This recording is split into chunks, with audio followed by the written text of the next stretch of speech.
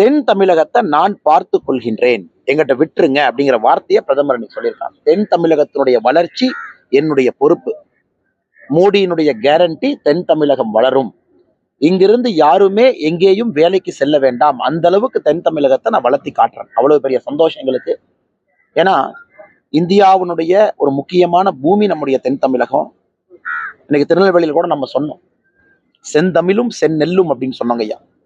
கிட்டத்தட்ட மேடையில் நாங்கள் பட்டியலிட்டோம் எப்படிப்பட்ட சுதந்திர வீரர்கள், போராட்ட வீரர்கள், மாமன்னர்கள் இந்த மண்ணில் வாழ்ந்திருக்காங்கன்னு. அது பிரதமரை ரொம்ப ஆச்சரியப்பட்டு கேட்டாங்க. ஒரு கிராமத்தில் இங்க இருக்கிறாங்க. 250-300 ஆண்டுகளாக ஆங்கிலேயர்கள் எதிர்த்து, ஈஸ்ட் இந்தியா கம்பெனி எதிர்த்து பெரிய ஒரு போராட்டம் நடத்தியவர்கள். அப்படிப்பட்ட மண்ணில் இன்னைக்கு பிரதமர் வந்து தென் தமிழகத்தினுடைய வளர்ச்சியை பத்தி பேசியிருப்பது மிக மிக சிறப்பு. குறிப்பாக தூத்துக்குடியில 17,000 கோடி ரூபாய்க்கு மேல தூத்துக்குடியினுடைய துறைமுகம், குறிப்பாக வெளியிருக்கக்கூடிய துறைமுகத்தினுடைய அந்த பகுதி, அதற்கெல்லாம் அடிக்கல் நாட்டு விழா நடந்திருக்கிறது. எல்லா அமைச்சர்களும், மத்திய அமைச்சர்கள் பங்கேற்றிருக்கின்றார்கள். மிக முக்கியமாக நம்முடைய குலசேகரப்பட்டினத்துல இந்தியாவுடைய செகண்ட் ராக்கெட் லான்ச்சிங் ஃபெசிலிட்டி, 2வது ஏவுகணை, ராக்கெட், சேட்டலைட் இதெல்லாம் லான்ச் பண்ணக்கூடிய ஒரு தளம், அது நம்முடைய குலசேகரப்பட்டினத்திற்கு கிடைத்திருப்பது மிக மகிழ்ச்சி. காரணம், நம்முடைய தமிழகத்தை பொறுத்தவரை குறிப்பாக இந்த ராக்கெட் லான்ச்சிங்க்கு ரொம்ப ஏதுவான உகந்த இடம். புவியியல் அடிப்படையில் it's a very better place for rocket launching.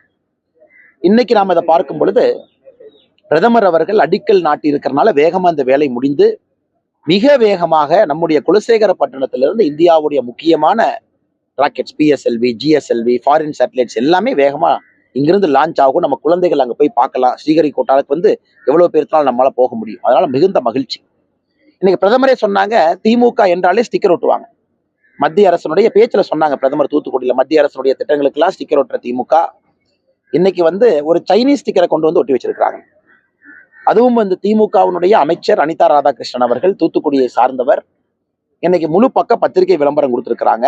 அதுல வந்து போட்டோக்கெல்லாம் போட்டு பின்னாடி அந்த ராக்கெட்டை போட்டு அதுல வந்து சைனீஸ்னுடைய நேஷனல் பிளாக போட்டிருக்காங்க. நேற்று தான் பிரதமர் அவர்கள் திருவனந்தபுரத்துல 4 இந்தியர்கள் நமக்கு அறிமுகப்படுத்துறாங்க, இவங்கெல்லாம் விண்வெளிக்கு போக போறாங்க. அவ்வளவு சந்தோஷமா இருந்தோம். இதுக்கு முன்னாடி ராகேஷ் சர்மா ஐயா போயிருக்கிறாங்க, ஆனா ரஷ்யாவோட உதவியோட போயிருக்கிறாங்க. நேத்தே பிரதமர் சொன்னாங்க 2035 ஆர்பிட்ல பாத்தீங்கன்னா இந்தியன் ஸ்பேஸ் ஸ்டேஷன் இருக்கும் மேல. குறிப்பாக இந்த 4ல் ஒருத்தர் வந்து மேல போவாங்க. அஸ்ட்ரோனாட் விங் கொடுத்துருக்காங்க. எவ்வளவு பெரிய நாள். குறிப்பாக இன்னைக்கு விண்வெளியில மிகப்பெரிய ஒரு நாடாக வந்து கொண்டிருக்கக்கூடிய நேரத்துல குலசேகரப்பட்டினத்துல நமக்காக ராக்கெட் லான்ச்சிங் ஃபெசிலிட்டி கொடுத்து இன்னைக்கு இந்த அமைச்சர் சைனீஸ் பிளாக போட்டு ஆட கொடுத்திருக்காரு. இதை பிரதமரும் கண்டிச்சாங்க, நாங்களும் ஸ்டேஜ்ல கண்டிச்சோம். ஆனா அக்கா கனிமொழி அவர்கள் இந்த மாதிரி பேசி இருப்பது ஏற்புடையது அல்ல.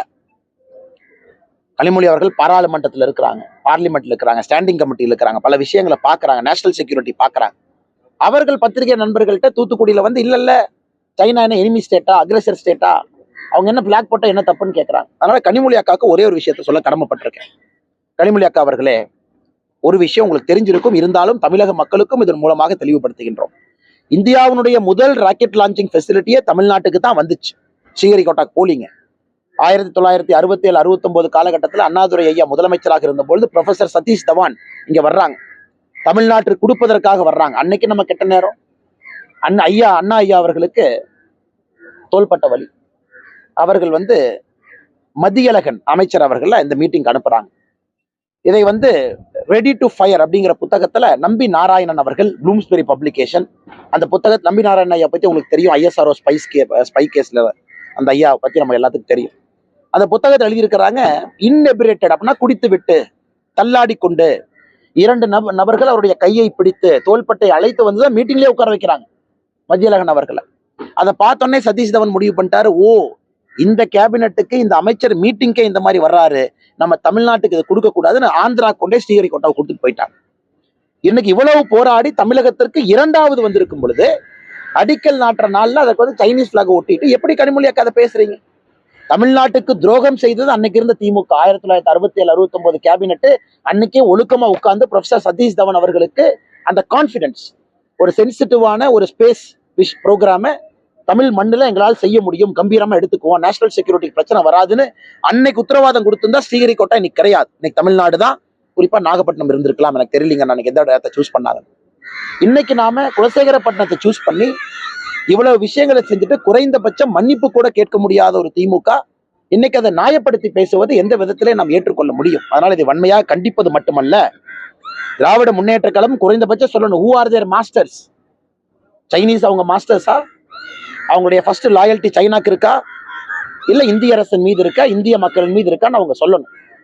அதனால் திமுக தான் இதை பத்தி வெளியே சொல்ல வேண்டுமோ தவிர, இவ்வளவு தவறுகளை செய்துவிட்டு இதுல கனிமொழி அக்கா பேசி இருப்பது எனக்கு ரொம்ப ஏற்புடையதுன்னு சொல்றதை விடங்கன்னா, எப்படி அவங்க பேசினாங்கன்னு நான் என்ன யோசிச்சுட்டு இருக்கேன்.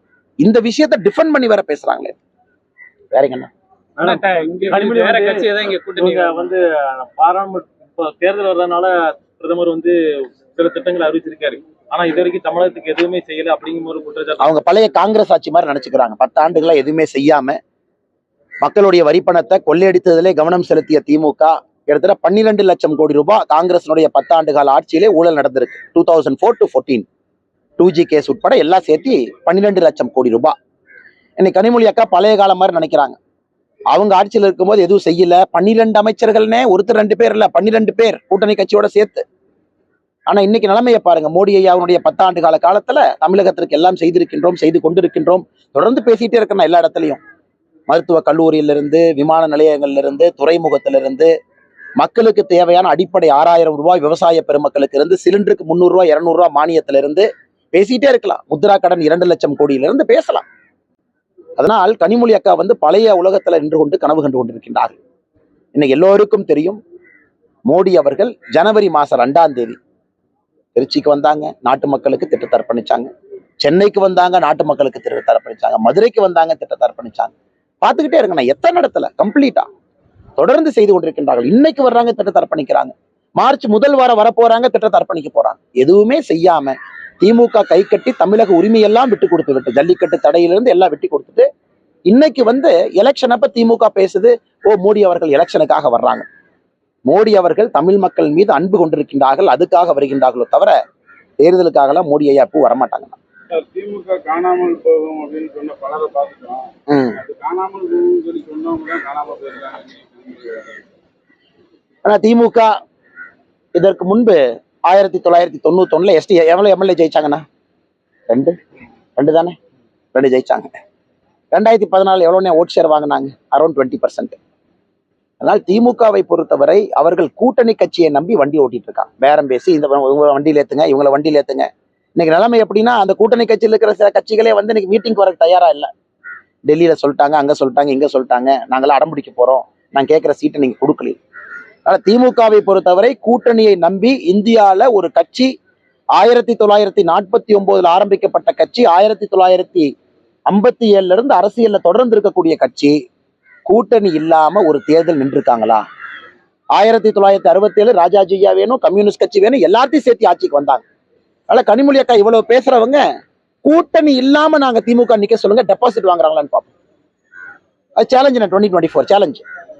2024 39 சீட்ல இவ்வளவு பேசுற கனிமொழி அக்கா, கூட்டணியே வேண்டாம் சார், திமுக 70 ஆண்டு கால பாரம்பரிய கட்சி, எங்களுக்குன்னு வாக்கு வங்கி இருக்கு தமிழகத்துல, நாங்க யாரையும் நம்பியும் இல்லை, எங்கள் கொள்கை எங்களுடையது, நாங்கள் தனியா தேர்தல் நிக்க போறோம் சொல்லுங்க. அதெல்லாம் பேசவே மாட்டாங்க. கூட்டணி கட்சிகளை நம்பி வண்டி ஓட்டி கொண்டு இன்னைக்கு இந்த வீரவசனம் எல்லாம் திராவிட முன்னேற்ற கழகம் பேசிக் கொண்டிருக்கின்றார்கள். நான் மறுபடியும் சொல்றேன், மதுரைக்கு கீழே ஒரு சீட்டு திராவிட கட்சிகள் வெல்ல போவது கிடையாது. மதுரை கீழே நான் தொடர்ந்து சொல்றேன், நான் சொன்ன பேச்சிலிருந்து பின்வாங்க போவது கிடையாது. களம் மாறிவிட்டது. எல்லா பக்கம் நீங்க பாருங்க, திராவிட கட்சிகள் யாரும் மதுரைக்கு கீழே ஒரு சீட் வாங்க மாட்டாங்க. கொஞ்சம் சதமா சொல்லுங்கண்ணா. இன்னைக்கு அனிதா ராதாகிருஷ்ணன் நீ ஒரு நேஷனல் லீடர் ஆக்கிட்டு இருக்காரு. என் பாட்டுக்கு சிவனே ஏதோ ஒரு கிராமத்துல ஏதோ வண்டி ஓட்டிட்டு இருந்தேன், தூத்துக்குடிக்கு வான்னு ஒருத்தர் கூப்பிடுறாரு, சிவகங்கைக்கு வான்னு ஒருத்தர் கூப்பிடுறாரு, எத்தனை இடத்துல நிக்கிறது இங்க வான்னு. அதாவது அனிதா ராதாகிருஷ்ணன் அவர்களை நான் போட்டியிட்டு தான் வீழ்த்த வேண்டிய அவசியம் இல்லை. அந்த ஊழல் வழக்கு போயிட்டு இருக்கலாம் அனிதா ராதாகிருஷ்ணன், அதுல உள்ள போயிருவார். நாம எதுக்கு எலெக்ஷன் நிக்கிறோம்? அந்த கேஸ் நம்பரை மறந்துட்டேன், அன்னைக்கு குறிச்சு வச்சிருந்தா நீங்க மறந்துட்டேன். அதனால அனிதா ராதாகிருஷ்ணன் அவர்கள் இந்த வீரவசனம் பேசுவதை விட்டு அவருடைய வழக்கு சரியான முறையில் நடத்தப்பட்டாலே அவர் ஜெயிலுக்கு போயிடுவாரு, அந்த ஊழல் வழக்குல தண்டனை கிடைக்கும், எம்எல்ஏ காணாம போயிடுவார். இதற்கு அண்ணாமலை தேர்தல் நின்றுதான் அனிதா ராதாகிருஷ்ணன் காணாம போனோமா? இன்னைக்கு அனிதா ராதாகிருஷ்ணனுக்கு கனிமொழி அக்காவின் மீது புது பாசம். இத்தனை நாளா கனிமொழி அக்கா அவங்க மதிச்சாங்களானே? நான் ஆனஸ்டா கேட்கிறேன். நான் இந்த ஒரு அரசியலை பாக்குறேன். கனிமொழி அக்கா பாட்டு தனியா சுத்திட்டு இருப்பாங்க. கலெக்டர் போனா சஸ்பெண்ட், எஸ்பி கூட போனா சஸ்பெண்ட். கனிமொழி அக்காக்கு யாரும் திமுக ஒத்துழைப்பு கொடுக்க கூடாதுன்னு தானே ஆர்டர். திமுக காரங்க இன்னைக்கு அனிதா ராதாகிருஷ்ணனுக்கு கனிமொழி அக்கா மேல பாசம். அண்ணாமலை அவர்கள் வந்து கனிமொழி அவர்கள் எதிர்த்து தூத்துக்குடியில் நிற்க வேண்டும் வீரவசனம் பேசுறாரு. இத்தனை காலமா கனிமொழி அக்காவை திமுகவுக்குள்ளேயே ஒதுக்கி வச்ச மாதிரி தானே வச்சிருந்தீங்க. இதே தூத்துக்குடியை நீங்களும் பாக்குறீங்க, பத்திரிகை நண்பர்கள், நானும் பாக்குறேன். கனிமொழி அக்காவுக்கு ஏதாவது தூத்துக்குடியில திமுக மரியாதை கொடுத்தாங்களா? எதுவுமே கொடுக்கல. இன்னைக்கு தேர்தல் வந்த உடனே அனிதா ராதாகிருஷ்ணன் அவர்கள் காக்கா பிடிக்கிற வேலைக்கு போயிட்டார். கனிமொழி அக்காவை எதிர்த்து நான் நிற்கணும் அண்ணே. கட்சி தலைவர்கள் நிக்கிறாங்கண்ணே, எல்லாம் எப்படி வளர்ந்து நிக்கிறாங்க பாருங்க, எப்படி நிக்கிறாங்க பாருங்க. மக்கள் தலைவர்களாக, சக்திகளாக. அவர்கள் போதும் தூத்துக்குடியில யாரை வேண்டுமானாலும் வீழ்த்துவதற்கு. 2024 தேர்தல் ரிசல்ட் பாருங்க. அண்ணே அண்ணே இப்பதான் ஃபர்ஸ்ட் கேள்வி கேட்கிறாரு. அண்ணன் கேள்வி முடிச்சுக்கிறேன். சரி, எல்லாத்தையும் மொத்தமா சேர்த்து பேசலாம். அண்ணன் ஒரு கேள்வி கேட்டாரு.